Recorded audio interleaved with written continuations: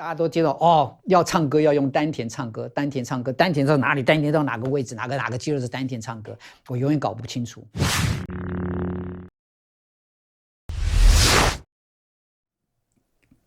5年，在好莱坞，几乎每一个夜店都去表演。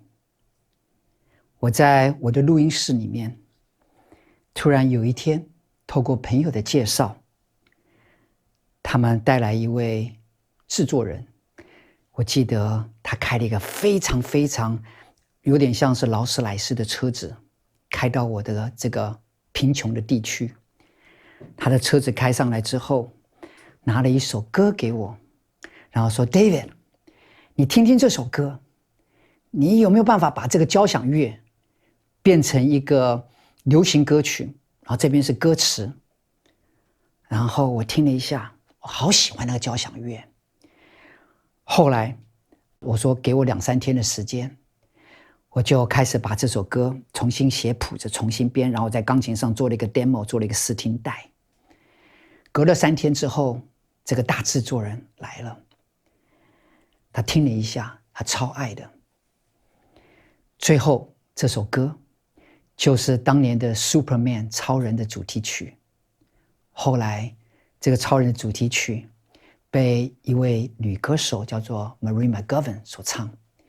有一天我在开车的时候，突然打开收音机，在高速公路上听到这首歌从收音机里面出来，我好高兴好高兴。但是老实说，你要问我有赚到任何钱吗？ No， 1毛钱都没赚到。因为当时我只是在我的一位老师的推荐之下，我帮他做了这个新的编曲。但重要的不是这个故事，而是我想告诉各位的故事是这位老师叫做 Kelly。Kelly 是在我表演的这些夜店里面的其中一场，她带她的老公来看我的表演。她的老公是一个非常聪明的一个博士，在 Caltech 就加州理工学院的物理博士。她跟她老公一起来看我的表演。她看了我的表演之后， Kelly 走到我后台跟我讲说 David， 如果你继续用这个方法唱下去，你的喉咙绝对撑不了多久。我愿意免费教你如何正确的使用你的喉咙唱歌，你不需要付我任何钱。后来我就去看了 Kelly 他是如何教他的学生。 Kelly 慢慢的跟我解释，原来他是 Seth Rigg 的这个教练。 Seth Rigg 是在好莱坞是非常有名的一位专门教歌手唱歌的一个大师。Stevie Wonder 那个黑人的歌手 Stevie Wonder 都是他出来的学生。但是他有一套完完全全跟一般老师教的唱法完全不一样的教法，叫 Seth Rigg Technique。 Seth Rigg 这个技术现在在台湾也有很多的老师，不应该说台湾，到处都有 Seth Rigg， 所以他的教法很特别。我就活活的被 Kelly 拖到他的小教室里面，每一个礼拜上1堂课。 Kelly 有一天他走到我的钢琴前面，看我在做这些编曲的时候， Kelly 讲了一句话，我今天在这边跟镜头前的朋友们分享。 Kelly 说 David， 如果走到成功需要100个失败才达到成功那个目的的话，你每失败1次就越接近成功1步。所以呢，大胆的去失败，不要怕，每失败1次你就越接近成功1步。那句话到现在也还是烙在我的心头上。我永远告诉自己一件事情，失败了完全不用怕，他只是带着我往前更接近一步。所以 Kelly 继续的在这个他的教室里面教我如何正确的使用我的声音。后来我又接触到另外一个老师，叫做 Elizabeth Howard， 在一个杂志的主编 Jeff Jenny 的介绍之下，认识了 Elizabeth Howard。 她很贵， Jeff 推荐我，他看我表演了很多次之后跟我说， David， 你一定要去找一个老师，这个老师很贵，叫 Elizabeth Howard， 但是你只要上他一次课你就改变。我在想，哪有什么人这么厉害，一次课就可以搞定？因为他一堂课在当时1个小时，我还记得是125块美金，我真的付不起。但是呢，被 Jeff 这个人大力的推荐之后，我终于鼓起勇气就去上 Elizabeth Howard 的课。 Elizabeth Howard 只花了45分钟的时间纠正我一个最重要的唱歌的方法。如果你也是爱好音乐的朋友们，希望这个小小的秘方可以帮助到你。走到前面的时候， Elizabeth Howard 话没有多说，就突然把他的手伸到我的腰部这边，然后摸住我。我也真的有点莫名其妙，第一次有个老师教唱歌的老师居然把他手摸在我的肚子上。最后他叫我做一个动作，他说 David， 你大便的时候怎么大便的？大便。好，记住哦，那个肌肉就是你的 diaphragm 丹田。大家都知道哦，要唱歌要用丹田唱歌，丹田唱歌，丹田到哪里？丹田到哪个位置？哪个肌肉是丹田唱歌？我永远搞不清楚。就那一堂课花了我125块美金，45分钟。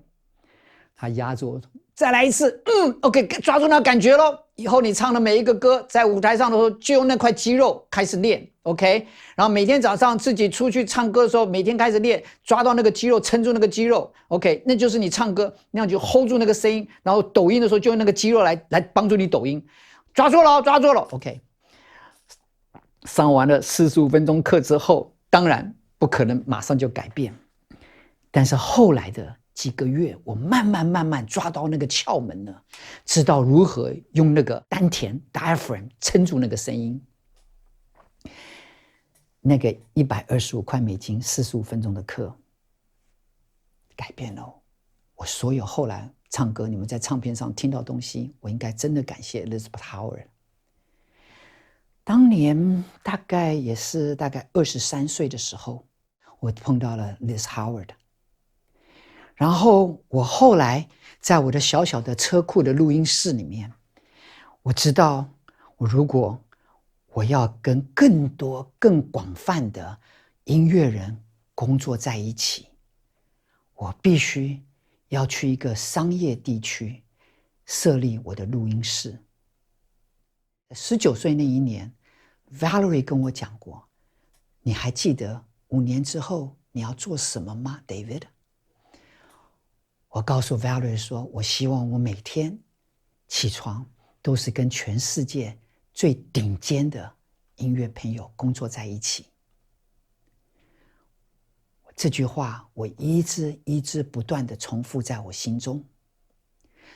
我告诉我自己，我如果在洛杉矶成立我的事业，我就必须把我的录音室从我的车库移到一个商业地区。我那个时候找了一个很便宜的商业地区，在 Balboa Boulevard 跟 Saticoy， 如果你熟悉的地方，也是在 Van Nuys， 在北好莱坞旁边的一个地区叫 Van Nuys。Van Nuys 这个地方在 Balboa 跟 Saticoy 那边有一个商业地区，破破烂烂的。我后来就把那个地方承租下来。可是当我要交屋的时候呢，我的机器全部器材要搬到这边来的时候呢，我的房东并没有把房子准备好，也没有拿到市政府的使用执照，所以呢，我就在他把旁边那个办公室挪出来，让我把所有的器材先堆在那个地方，然后我就先暂时睡在那个办公室里面。我大概睡了3个月。那边放了我的钢琴，所有的东西、衣服全部堆积如山的器材全部放在一个角落。晚上我就自己拿一个小锅子煮菜。有一天晚上，我记得是一个星期五的晚上，别人都出去玩，我一个人坐在那个钢琴前面，一个老的钢琴前面，那个钢琴上面还喷了 David Lee 一个字，而且是用那个反光漆，是我平常会搬着那个钢琴到每个夜店去表演的地方。然后那个钢琴，我就坐在前面开始在钢琴上乱弹，晚上也没有人，整个办公室都是空的。我那个时候有一个女朋友，